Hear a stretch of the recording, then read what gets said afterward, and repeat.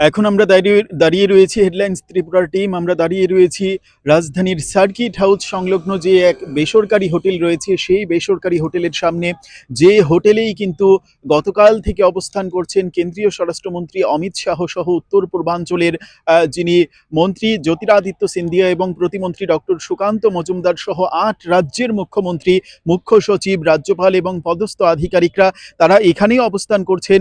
এই মুহূর্তে তারা প্রজ্ঞা ভবনের যে কনফারেন্স হল, সেই হলে তারা বৈঠকে যোগ দিয়েছেন এবং তারপরেই কিন্তু এই হোটেলেই তারা এসে পৌঁছবেন এবং আজ এই হোটেলেই তারা নিশি যাপন করবেন বা রাত্রি যাপন করবেন।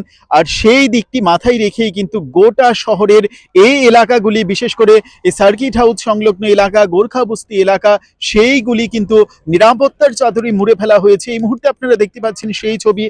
নিরাপত্তা রক্ষীরা কিন্তু কঠোর নিরাপত্তার মধ্য দিয়ে সেই এলাকাগুলিকে মুড়ে ফেলেছেন যাতে কোনো ধরনের অপ্রীতিকর ঘটনা না ঘটে।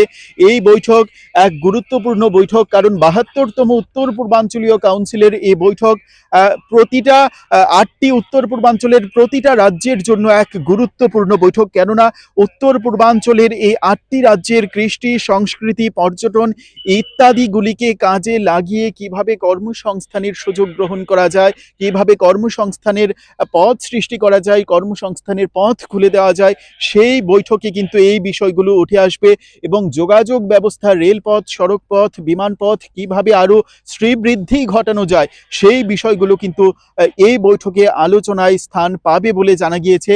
এবং কেন্দ্রীয় স্বরাষ্ট্রমন্ত্রী অমিত শাহ কিন্তু এই বৈঠকে যোগ দিয়ে দেশের প্রধানমন্ত্রী নরেন্দ্র মোদী যেভাবে বলছিলেন উত্তর পূর্বাঞ্চলের উন্নয়ন ছাড়া দেশের উন্নয়ন সম্ভব নয়, সেইগুলো কিন্তু তিনি বারবার তুলে ধরেছেন, সেটাও কিন্তু তুলে ধরেছেন কেন্দ্রীয় স্বরাষ্ট্রমন্ত্রী। এই মুহূর্তে আপনারা দেখতে পাচ্ছেন নিরাপত্তা রক্ষীরা কিন্তু কঠোর নিরাপত্তায় সেই এলাকাগুলি মুড়ে ফেলেছেন এবং নজরদারি রাখছেন কোনো ধরনের অপ্রীতিকর ঘটনা যেন এই বৈঠককে কেন্দ্র করে না ঘটে, সেই বিষয়গুলো মাথায় রেখে কিন্তু কঠোর নিরাপত্তা ব্যবস্থা গ্রহণ করা হয়েছে।